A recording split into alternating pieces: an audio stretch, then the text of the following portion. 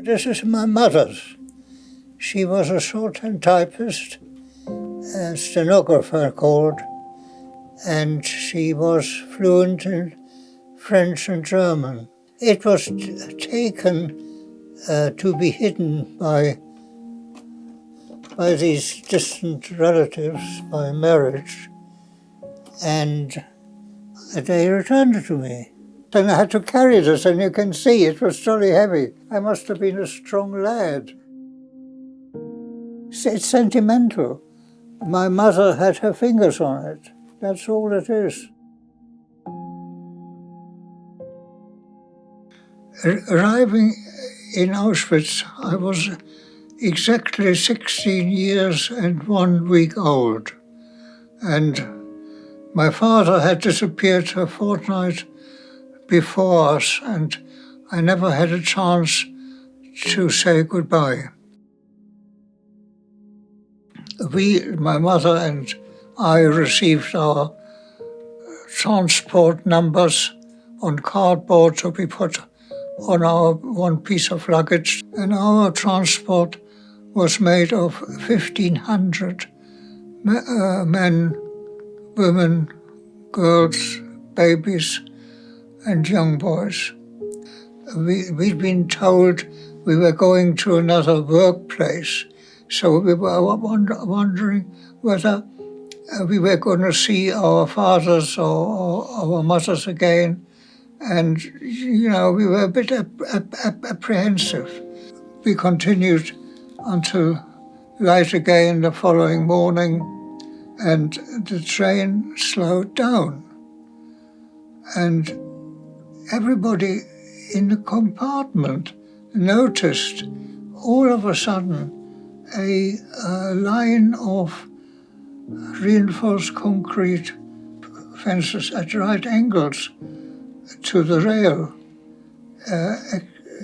flitting past and extending into infinity.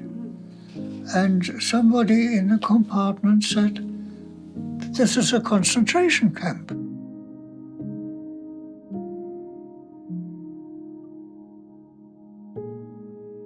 So then the train stopped, and just all of a sudden we were surrounded by prisoners in prison garb, striped prison garb, like striped pajamas, and they asked for bread. And because they could see we had a window that could be opened, and the man opposite us had bread on him and his daughter. And so he pushed some through. And then he said, "Well, if bread is that short here, we might just as well keep it for ourselves." Except he was wrong, inasmuch he had to give up his bread anyway. So he might just as well have handed a lot out. The doors were opened, and SS men very politely, really, because they knew what they were doing, asked us whether anybody felt unfit, couldn't walk, had a handicap, and they would be taken on a lorry straight into the camp. And some did. And of course they were not taken into the camp, they were taken straight into a gas chamber. And then prisoners who had done this every day, and often before, put us into 2 queues, one for women and girls and babies, and the other one for parallel to men and boys. I was terribly confused. I obviously never seen anything like it. I didn't know where I was, what was happening, and what's going to happen, and I just didn't know what to think. But my mother in the women's queue saw me. She wasn't that far, and she left her queue, came over to me, shook my hand, didn't say anything, and went back into her place in her queue. The women's and girls' queue was dealt with quite quickly, and I saw her being sent to the left. I didn't know what that meant, but I remember that. And the first night we slept, and we had one blanket for 6 people. And that didn't keep us warm on a concrete floor. I went outside, not far, because you could miss your own address, because all the huts looked the same. But I saw these flames belching from a square or rectangular chimney. And I asked somebody standing by what they were. And they said, that is where the rest of the transport goes. And I was standing there wondering whether the particular flame I saw was my mother. And that too has never left me. On the second night, a man appeared, a German.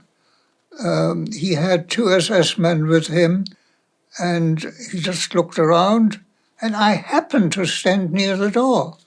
So he pointed at me, and I was his. One of my classmates who had been through the same movements was at the back, but he wasn't seen, and he wasn't picked, and he was sent somewhere else, and from somewhere else on a death march to Dachau, where he died in the arms of his younger brother who was with him. So the fact that you survived in Auschwitz didn't mean that you survived the rest of the way.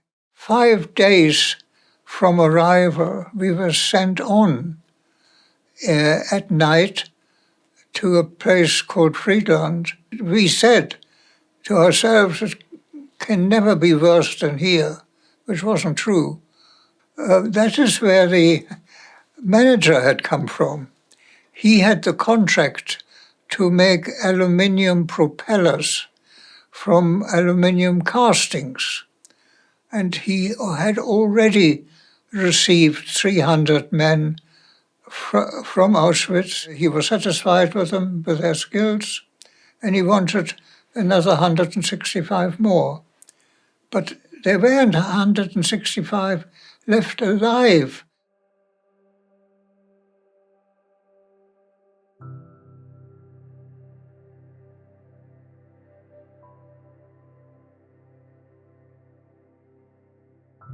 The red ones were killed outright.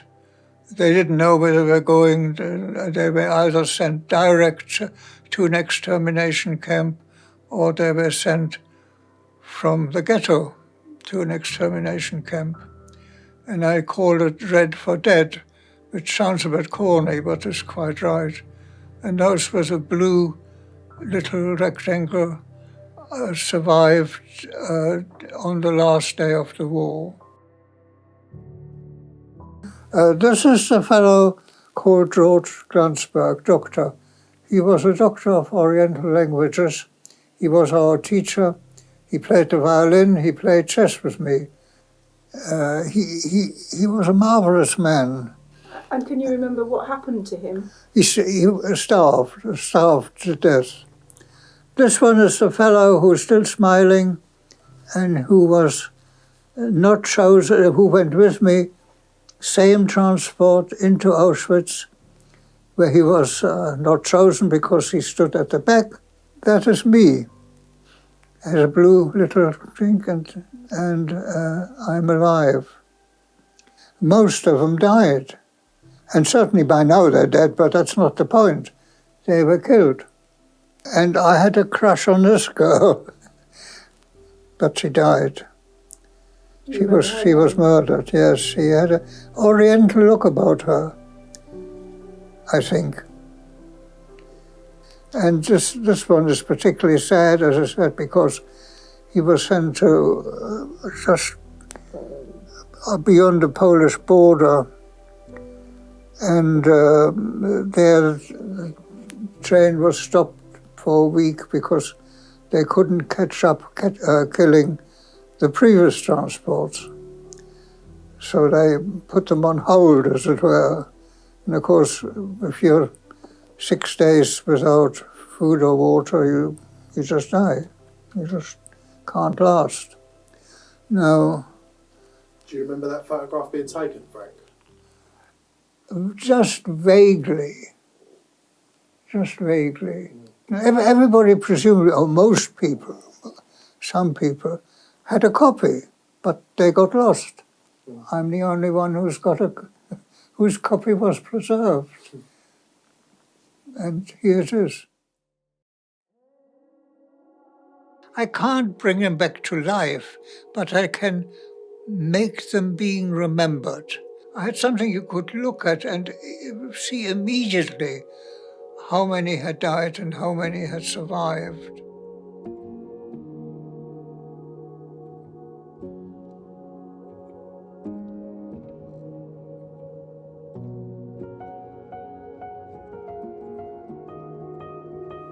There you are.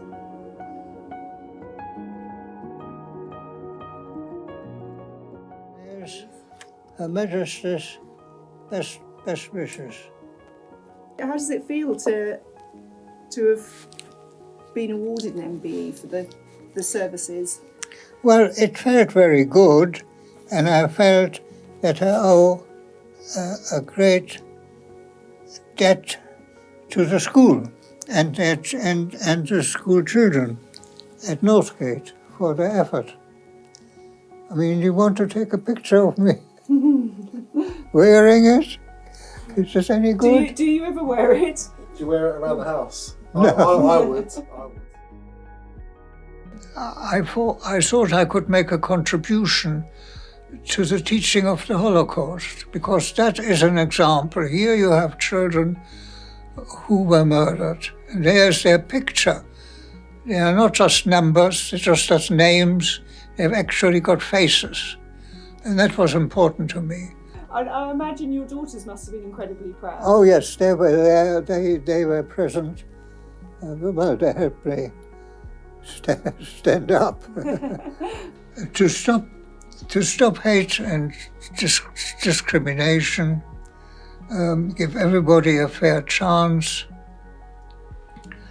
to eliminate corruption. In short, do good to the best of one's ability or knowledge, so as to create a better world, of which there's a great need.